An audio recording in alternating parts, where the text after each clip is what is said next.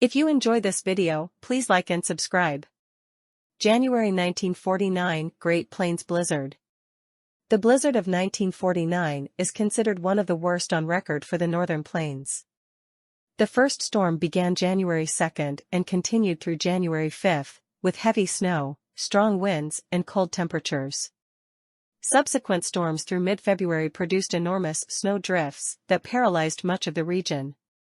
Roads and railroads were blocked, so airplanes were used to bring food and medical supplies to isolated towns and hay to livestock.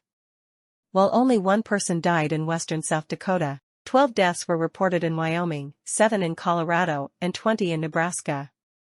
Rapid City Weather Bureau Office meteorologist in charge Fred H. McNally wrote, "This is rated as the most severe blizzard in Rapid City history, considering wind, snow, and temperature factors."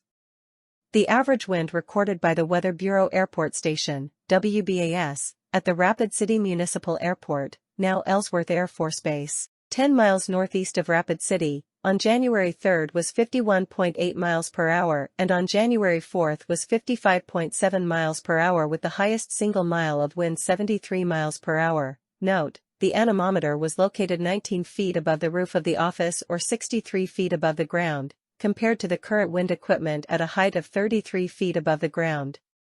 The Air Force Base Weather Office, across the field from the WBAS, reported gusts in excess of 90 miles per hour. Snowfall from January 2nd to 5th ranged from several inches to several feet. Temperatures dropped below well zero across northwestern South Dakota. January 1949 is the snowiest January on record for many of the observing stations in the Black Hills region. Snowfall during the month ranged from 12 to over 40 inches, 3 to 8 times the normal of 4 to 8 inches. It was also one of the coldest Januaries recorded, even with several days between blizzards reaching highs in the 50s and even 60s. The blizzard of 1949, also known as the Great Plains Blizzard, was one of the most severe winter storms to affect the central United States, particularly the Great Plains region. The storm occurred in the late winter of 1948 to 1949 and left a lasting impact on the affected areas. Here are more details about the blizzard of 1949. Meteorological context. Timing: the blizzard struck in late January and early February 1949, affecting a vast portion of the central United States. Duration: the storm lasted for several days, bringing prolonged and intense winter conditions. Impact on states. Affected region: the blizzard of 1949 impacted a broad area, including states such as Nebraska, Wyoming, the Dakotas, Kansas, and parts of Montana and Colorado. Snowfall and winds: the storm brought heavy snowfall, with snowdrifts reaching extraordinary heights. Strong winds exacerbated the situation, creating blizzard conditions. Transportation and communication disruptions. Isolation of communities: the combination of heavy snow and strong winds led to the isolation of many communities.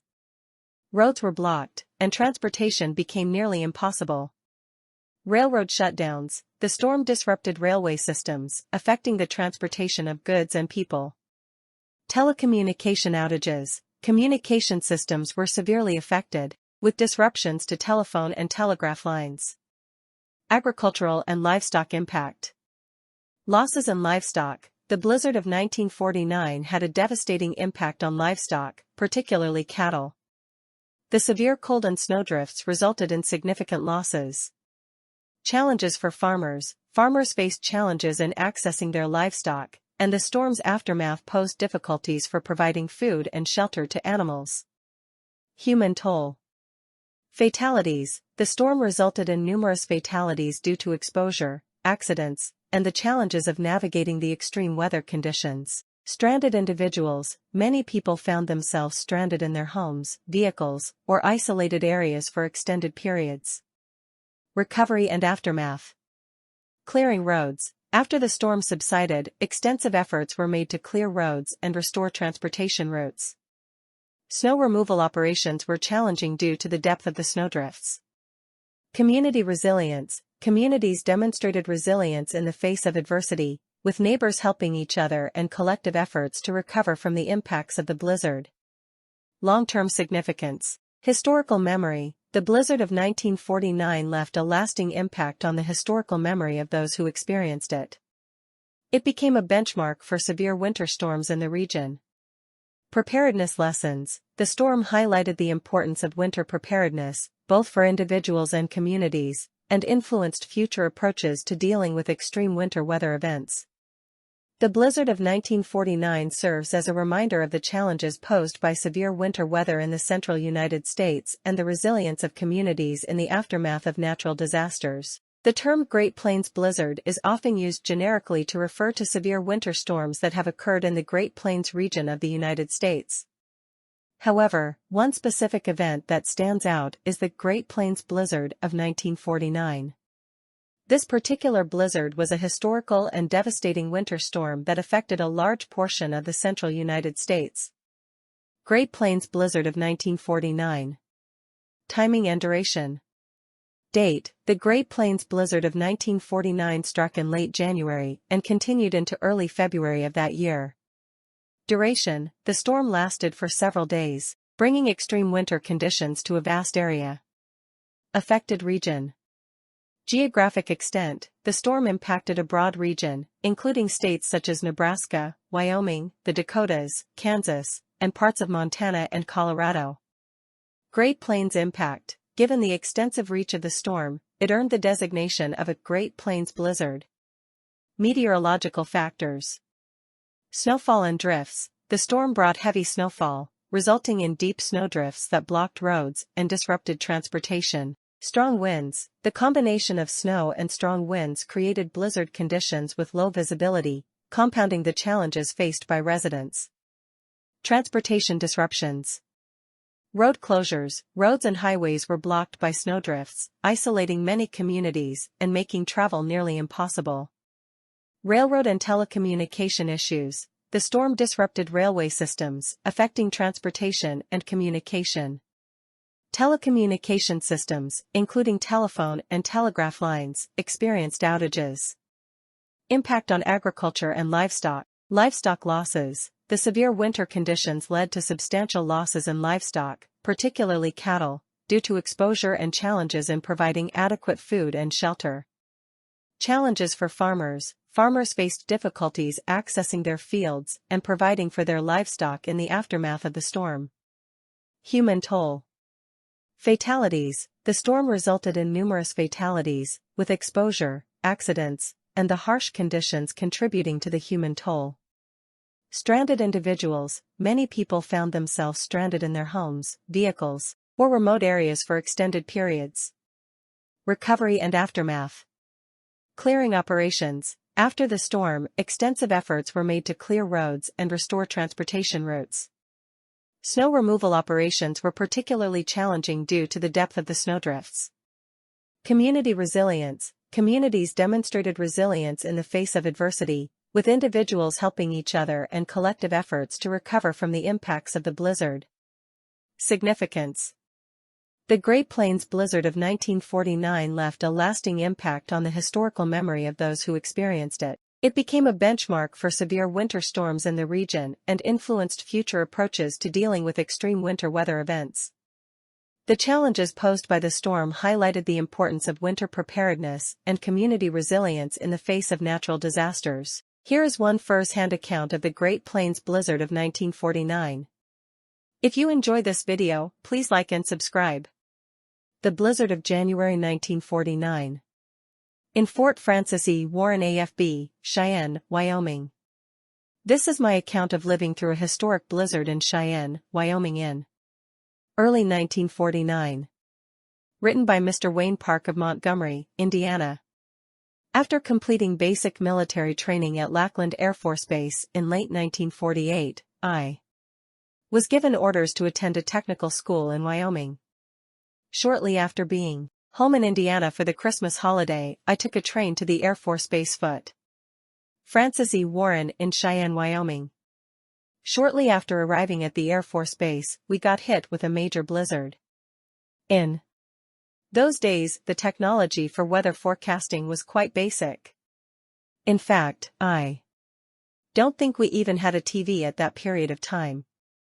Before getting into the blizzard details, let me digress for a moment and provide some information about the situation. When I arrived, I was assigned a bunk in the barracks. I was assigned to a training squadron. Cannot remember the number of airmen in a squadron. The airmen were coming from their various locations in the United States, a few at a time. Since this was immediately after the holidays, the barracks were what we called double-decker barracks. They were 2 stories. They were probably constructed quickly during World War II. We had water, a coal-fired boiler, which provided heat, as well as our hot water for the latrine, military term for a restroom. Each barracks had a 24/7 airman assigned to feed coal to the boiler. The coal was stored out of doors and close to the boiler room. It was placed in a bin, which consisted of 4 concrete sides about 18 inches tall, just tall enough to retain it. Also, airmen were assigned latrine duty, to keep the latrine facilities up and running, which required continuous attention. This duty was in addition to working in the kitchen mess hall. Each squadron had a mess hall. Now the stage is set for what is about to happen. As you can probably understand, this group of airmen are all strangers and need an assigned leader. Since this was an event that happened over 70 years ago, many of the details of the military life escape this writer. No television or phone service for us, so I have no idea of how weather info was provided. All I remember is that we woke up early one morning to one monstrous storm. Bear in mind this airman was only 18 years old and was now more or less on his own. I didn't realize it then, but I was in reality in a survival mode. Normally we would march in formation to wherever we had to go. However, we were not officially in tech school yet, awaiting the effective date of school in near future. Our orders had a date to report for duty. During this blizzard, I woke up one morning and found out we were out of coal and no way to receive any more. Soon our water froze in the pipes, at boiler, and commodes. Fortunately, they waived our inspections also.